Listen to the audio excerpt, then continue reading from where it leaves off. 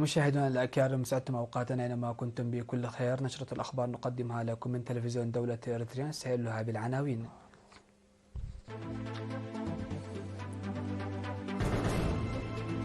جمعية الجيولوجيين الإريتريين تعقد مؤتمرها في أسمرة.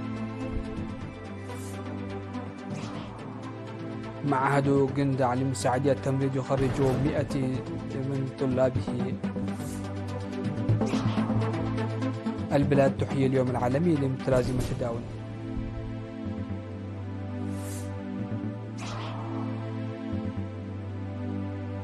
دعوة عاجلة من ألمانيا وفرنسا وبريطانيا لوقف إطلاق النار بغزة. زعيم كوريا الشمالية يجدد دعمه لحرب روسيا في أوكرانيا.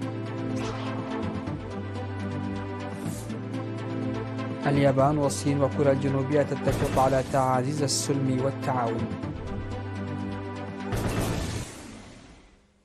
أهلا بكم.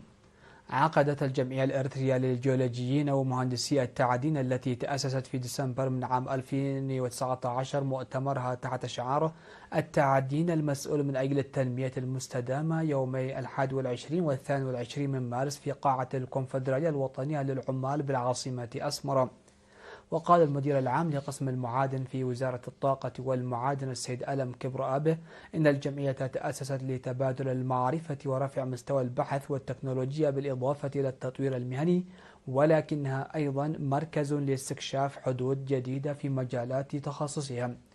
وتطرق المؤتمر إلى أنشطة التعدين وآثارها وتحدياتها، فضلا عن أنشطة التعدين في إريتريا والدروس المستفادة منها، وكذلك الآثار البيئية للتعدين والاحتياطات الواجب اتخاذها وسياسة الاستثمار التعديني في إريتريا، بالإضافة إلى الاستثمار التشاركي وفوائده في ضمان التنمية المستدامة، وأنشطة التنقيب عن المعادن الحالية في إريتريا، وكذلك التنقيب عن المعادن التي توجد على قيد التطوير والتوسع، وظاهرة الزلازل وعواقبها، بالإضافة إلى ذلك إلى إمدادات المياه وإدارة مدينة عصر، بالإضافة إلى عرض ومناقشة 14 ورقة بحثية تركزت على موارد المياه الجوفية وغيرها. كما تم إجراء مناقشة مشتركة حول ماضي وحاضر ومستقبل قطاع التعدين في إريتريا.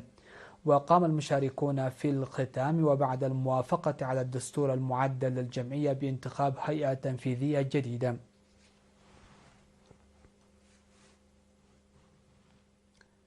قامت مدرسة قندع لمساعدي التمريض بتخريج 100 طالب اليوم 22 من مارس من الدورة العاشرة لمساعدي التمريض الذين تم تدريبهم نظريا وتطبيقيا لمدة عام و6 أشهر.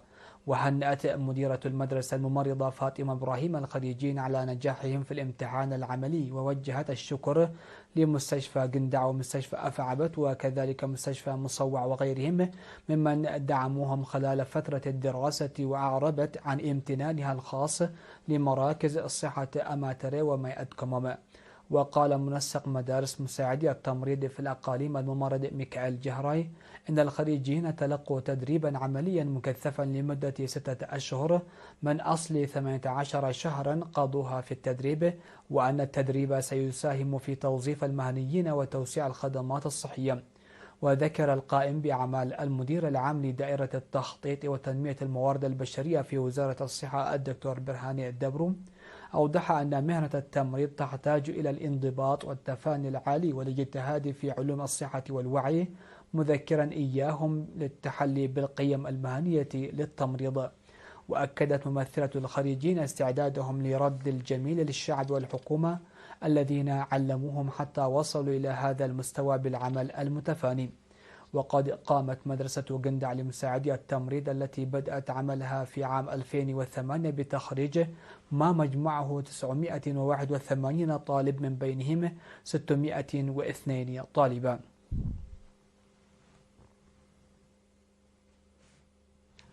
تم عقد منتدى يهدف إلى خفض معدلات الوفيات من خلال ضمان سلامة الأم والطفل وزيادة مشاركة المرأة في المدارس في مدينة ملقي في 19 من مارس الجاري.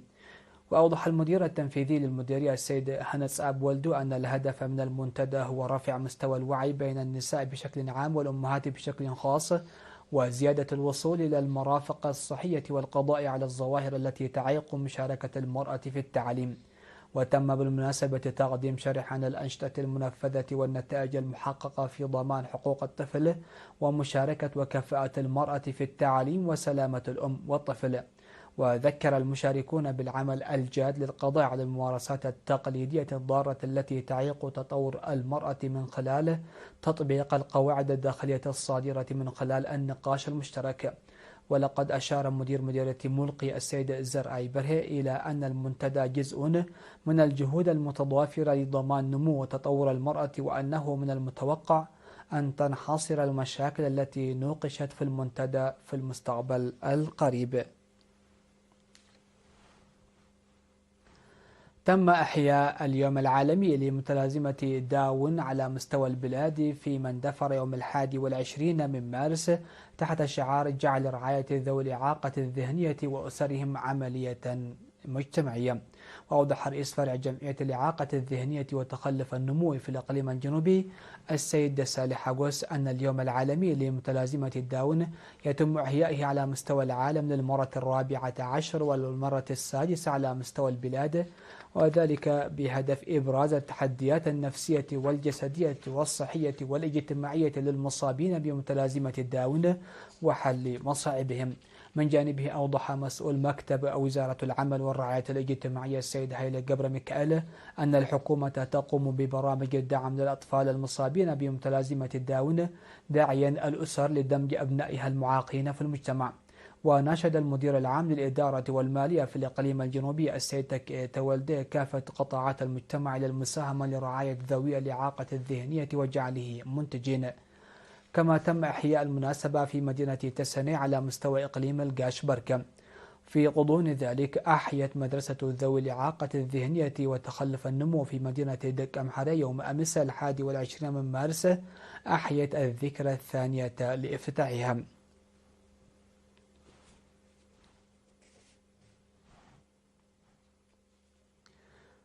نظم تدريب حول التأثيرات البيئية والمناخية والاجتماعية لاستثمارات التنمية لخبراء زراعيين قادموا من جميع مديريات إقليم عنسبة في الفترة من 17 وحتى 21 من مارس في كرن. ويهدف التدريب الذي أجراه متخصصون من المكتب المركزي لوزارة الزراعة إلى تعزيز المعرفة واتخاذ الاحتياطات اللازمة لتجنب التلوث والتدهور البيئي والتنوع البيولوجي أثناء تنفيذ البرامج التنموية. وقال الخبراء إنه من المهم إقامة علاقات أفضل مع السكان وفهم التأثير وإيجاد الحلول لجعل الاستثمار في التنمية الزراعية أكثر نجاحا. وأوصى المشاركون لاستمرار التدريب نظرا إلى الفوائد المعرفية المحصلة منه. دعت الهيئة التنفيذية للجمعية الوطنية للمتبرعين الطوعيين بالدم فرع الإقليم الجنوبي في التقييم الذي أجرته في 19 من مارس دعت لتعزيز أنشطة التبرع الطوعي بالدم. وأوضح رئيس الفرع السيد أبراهام يوحنس في التقرير الذي قدمه عدم وجود تبرع بالدم في الأشهر الثلاثة من هذه السنة، وقال إنه يجب العمل بقوة لنقل أنشطة التوعية إلى المساهمة الفعلية. وأشار إلى التبرع ب30,036 وحدة دم في السنتين الماضيتين وإقامة فروع الجمعية في 8 مديريات وتنظيم أنشطة توعوية لحوالي 17,000 مواطن وتنظيم حملات نفير تنموي بمناسبة 14 من يونيو اليوم العالمي لتبرع الدم. وأشاد أعضاء الهيئة التنفيذية بالرغبة الموجودة في المديريات منادين لتمهيد الأرضية لتوسيع بنك الدم نشاطه المقتصر في بعض المديريات وتسيير منتظم للتبرع بالدم وتفعيل البرامج المجمدة في مديريتي عدو خالة ودبروة. أنشئ فرع الجمعية الوطنية للمتبرعين الطوعيين بالدم في الإقليم الجنوبي عام 2013. بحثت المدير العام لقسم الثقافة والريادة في إقليم شمال البحر الأحمر السيدة زينب عمر سبل تطوير الرياضة مع أعضاء لجان الرياضة في مديرية أفعبت. وطالبت لجان الرياضة العمل المتفاني وتطوير الرياضيين لقدراتهم. وذكرت على العمل الجاد والمنتظم لرفع الإيرادات الرياضية ودعم الشعب للرياضة والاهتمام برياضات ألعاب القوى التي توجد في وضع متدني في المديرية وتقييم الاتحادات الرياضية لأنشطتها باستمرار. ودعا الاجتماع لتنظيم دورات تدريبية لأعضاء الاتحادات الرياضية وتخصيص ميزانية للفروع المصغرة وإيجاد حل لمعوقات رياضة الدراجات وإقامة منافسات رياضية بانتظام وعدم الاكتفاء بالمنافسات التي تقام بمناسبة الأعياد. مشاهدينا فاصل قصير ومن ثم نعود لمتابعة الأنباء على الصعيد العالمي، فتفضلوا بالبقاء معنا.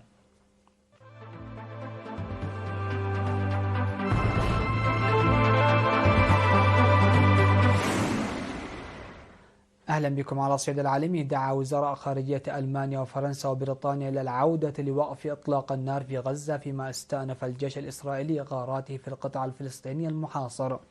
وبدأت إسرائيل هجوما جديدا على القطاع المتضرر من الحرب أنهى الهدوء النسبي منذ وقف إطلاق النار في 19 من يناير. وقال الوزراء في بيان مشترك إن استئناف الغارات الإسرائيلية في غزة يمثل خطوة مأساوية إلى الوراء بالنسبة لأهالي غزة. إننا نشعر بالفزع إزاء الخسائر في صفوف المدنيين، وندعو بشكل عاجل إلى العودة الفورية لوقف إطلاق النار. جاء النداء المشترك بعد أن هدد وزير الدفاع الإسرائيلي إسرائيل كاتس بضم أجزاء من قطاع غزة إذا لم تفرج حماس عن الرهائن الإسرائيليين المتبقين. ودعت وزيرة الخارجية الألمانية أنانيلا بيبريوك ووزير الخارجية الفرنسي جان نويل بارو ووزير الخارجية البريطاني ديفيد لامي دعوا جميع الأطراف إلى إعادة الانخراط في المفاوضات لضمان تنفيذ وقف إطلاق النار بشكل كامل وجعله دائما. أكد زعيم كوريا الشمالية كيم جون أون دعمه الثابت لحرب روسيا في أوكرانيا، وذلك خلال اجتماع مع مسؤول أمني روسي رفيع المستوى في بيونغ يانغ، حسب ما ذكرت وسائل الإعلام في كوريا الشمالية. واتفقت أوكرانيا وروسيا من حيث المبدأ على وقف محدود لإطلاق النار بعد ما تحدث الرئيس الأمريكي دونالد ترامب مع رئيسي البلدين، على الرغم من أنه لم يتضح بعد متى يمكن أن يدخل الاتفاق حيز التنفيذ وما هي الأهداف التي لم يتم ضربها.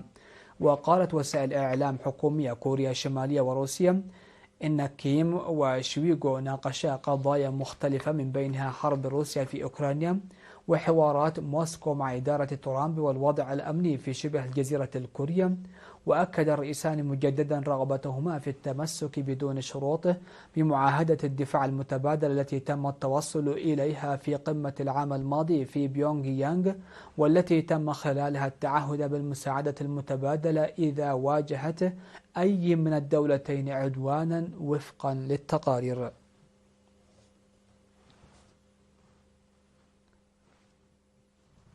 أكدت اليابان وكوريا الجنوبية والصين أن السلم في شبه الجزيرة الكورية مسؤولية مشتركة، وفق ما أعلن وزير الخارجية الياباني خلال اجتماع ضم وزراء خارجية الدول الثلاث وتعهدوا خلاله تعزيز التعاون. وأتى الاجتماع عقب قمة ثلاثية عقدت في سيول في مايو الماضي اتفق خلالها القادة على تعزيز العلاقات التجارية، وأكدوا مجددا هدفهم المتمثل في جعل شبه الجزيرة الكورية منزوعة السلاح النووي، في إشارة إلى كوريا الشمالية. وقال وزير الخارجية الياباني تاكيشي إياوا إنه أجرى مع تشو والوزير الصيني وانغ يي تبادلا صريحا لوجهات النظر حول التعاون الثلاثي والشؤون الدولية والإقليمية من منظور واسع، وأكدنا على تعزيز التعاون في المستقبل. من جهته قال وانغ أن تعزيز التعاون سيسمح للدول بمقاومة المخاطر معا، بالإضافة إلى تعزيز التفاهم المتبادل بين شعوبهما. الخبر الأخير في هذه النشرة: أكد الرئيس الأمريكي دونالد ترامب أن الولايات المتحدة سوف تنتج أول طائرة مقاتلة من الجيل السادس، وسيكون اسمها F-47، وهي تتمتع بسرعة غير مسبوقة. في إعلان يحمل دلالات استراتيجية بعيدة المدى، كشف ترامب عن منح شركة بوينغ عقد تطوير مقاتلة الجيل السادس الجديدة التي ستحمل الاسم F-47. وخلال مؤتمر صحفي عقده في البيت الأبيض بحضور وزير الدفاع بيت هيكسث ورئيس أركان سلاح الجو الأمريكي الجنرال ديفيد ألوين، أعلن ترامب أن النموذج الأولي من F-47 ظل يطير سرا في أجواء الاختبار منذ 5 سنوات في واحدة من أكثر مراحل تطوير السلاح الأمريكي سرية.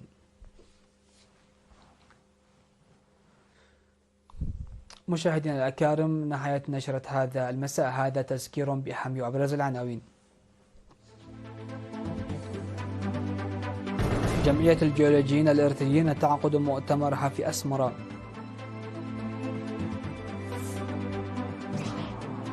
معهد جندع لمساعدي التمريض يخرج 100 طالب وطالبة.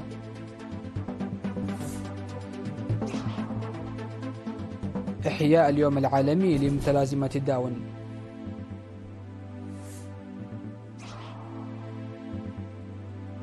دعوة عاجلة من ألمانيا وفرنسا وبريطانيا لوقف إطلاق النار بغزة. زعيم كوريا الشمالية يجدد دعمه لحرب روسيا في أوكرانيا. واليابان والصين وكوريا الجنوبية تتفق على تعزيز السلم والتعاون. سادتي سيداتي، هكذا نكون قد وصلنا وإياكم إلى نهاية نشرة هذا المساء. هذه تحيات وتحيات الفريق العامل. شكرا لحسن الاستماع والمتابعة، والسلام عليكم ورحمة الله.